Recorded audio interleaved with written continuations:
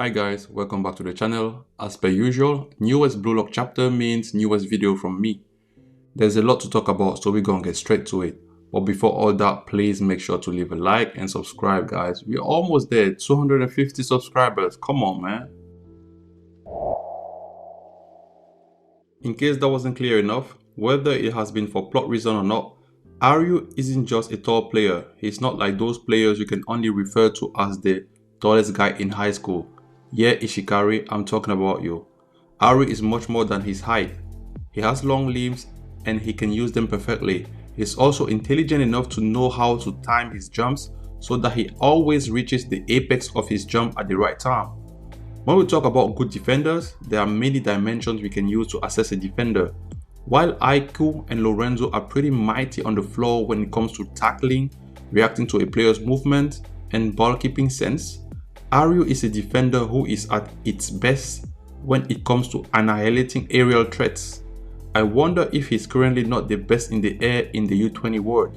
The only time he was shown to lose in the air was against a pro, the Brazilian tank Dada Silva, who completely overpowered Aryu, who couldn't jump freely. He might not be the best defender on the ground, especially when facing players quick on their feet, but he's certainly almighty in the air. Look at Kunigami being totally powerless against our stylish giant. If you have been paying attention, Lorenzo hasn't lost a physical duel so far in a game. Whether on defense or offense, Lorenzo wasn't overpowered by anyone. His ball keeping sense is also supreme, and we saw how Kaiser couldn't even prevent Lorenzo from making plays although the German Emperor was tightly marking him. In short, Kaiser wasn't a match. But in this chapter, you can clearly see that Aiku and Kaiser are evenly matched, as neither of them managed to get the ball after Aryu's clearance. Ubers has this pattern of clearing the ball properly and making sure they can kickstart a counter-attack. This means that while clearing the ball, the defenders not only have to get to the ball, but they also have to pass it to someone. For those who play football, you know this is no easy feat. Similar to earlier in the game when Aryu made a clearance and sent it into Lorenzo's direction, Aryu does the same and heads the ball toward Aiku, who should have been expecting it. Yet, Kaiser was able to be fast enough to get to the ball at the same time, and neither he nor Aiku could get the ball. Isagi used their clash to steal the ball and make a pass to Hiyori. So to me, it shows that Lorenzo is on another level when it comes to ball keeping sense, as we see here how Kaiser is evenly matched against Aiku, yet Kaiser couldn't pose any problem to Lorenzo.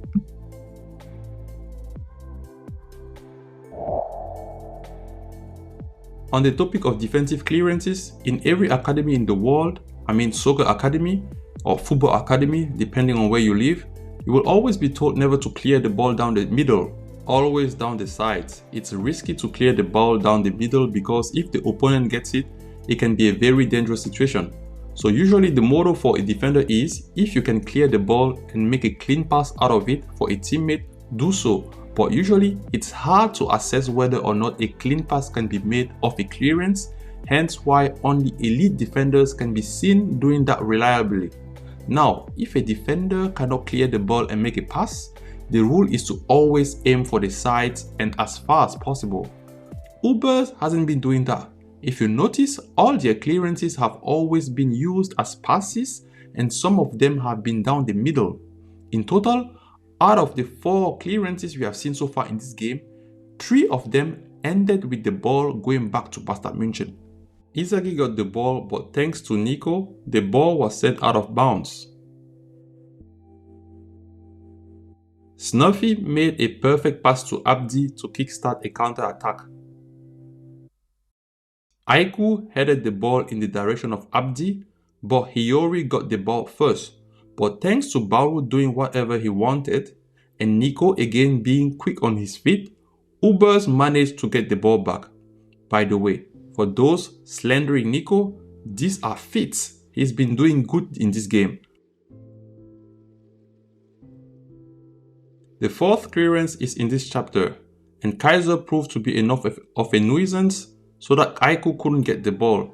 Again, Isagi managed to get the ball and the possession went back to Bastard München. Ubers really gotta improve on their defensive clearances, to be honest.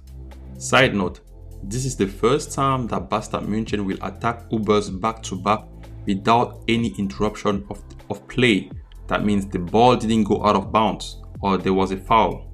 And weirdly enough, it's thanks to Isagi who was up front and be able to press. And for those who want to see me analyzing Uber's plays, I have a series on the channel where I dissect every play with animations. So far, 3 videos are out and every play for this game has been animated up to chapter 221. Please go check it out, you will love it. Not long after getting on the field, Hiyori has already managed to have Uber's defense on their toes. The play earlier when he made the pass to Isagi made Uber's defense super alert, and you can see it by the way Nico defends on Hiyori. Instead of trying to get the ball back, Nico is defending so that he can cut off any passing routes towards Isagi. In just one play, Hiyori has the whole Uber's defense worried like crazy. I hope Noah is watching this. Since the introduction of Karasu Tabito the Trickster, who was shown to use his hands on a level never seen before, we can now see how this style of play is pretty common among the top players. We saw Noah doing that, Kaiser doing it, Lorenzo as well, Isagi, Hiyori, Baru. Pay close attention to how the top players use their hands and you will see that our Blue Lock boys have been steadily improving. Very interesting. If you go back to chapter 232, you will see this panel, a glass that is about to shatter. This was the foreshadowing of Hiyori's evolution. Even though Hiyori was amazed at the state of the field, deep down his ego was scratching the surface. Now in chapter 233, you can see it again, the glass shattering imagery.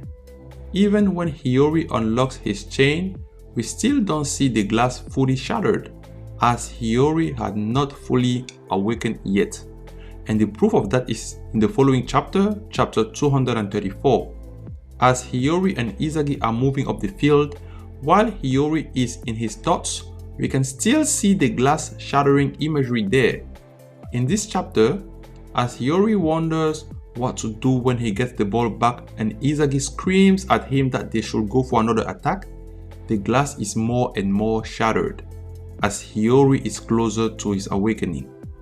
As Hiyori decides to gamble his future on the shot, as he finally breaks his old self to be reborn, we see the glass fully shattered as he makes the shot. The job is done, like Thanos will say. Our boy is born again, but not fully. As his shot missed, Hiyori seems to think that he wasn't born to play football. Little does he know that he is indeed born to play football, just not as a striker, but as a director. I guess Isagi will have to do what he does best, speak some sense into him later after the game.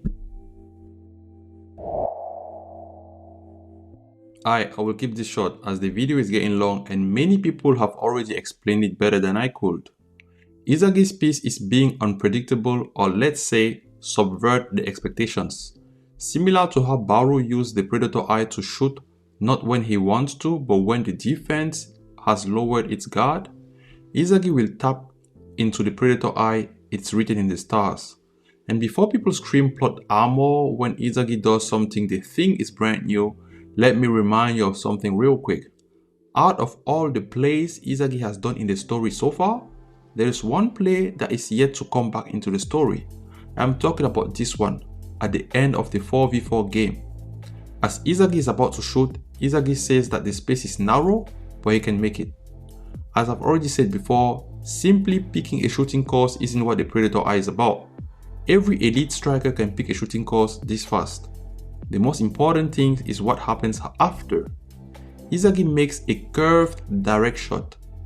Isagi's direct shots are usually powerful and go in a straight line, which means his shots usually travel the shortest distance between him and his shot point. But in this play, Rin is able to get there on time to block the ball because the shot is curved, meaning the ball took more time to get to the goal. And for those who think Isagi cannot add curve to his shot, look at this. Beginning of the Neo Egoist League, Isagi goes for a curve shot as he was prioritizing precision instead of power, as the aim was to reach the target. Those elements of Isagi's shooting skills are yet to come back to the story, and I believe what better time than right now. Like I said in my review for chapter 232, you may need to watch it as I go deep into the different ways to use the Predator Eye as shown by Kaiser and Baru. I said that Kaiser's formula wasn't Metavision Kaiser Impact, like Isagi first taught during the Manchine City game. We now know that Kaiser's formula is something like this. This leads me to think that Isagi's new formula will be something like this. We will be there.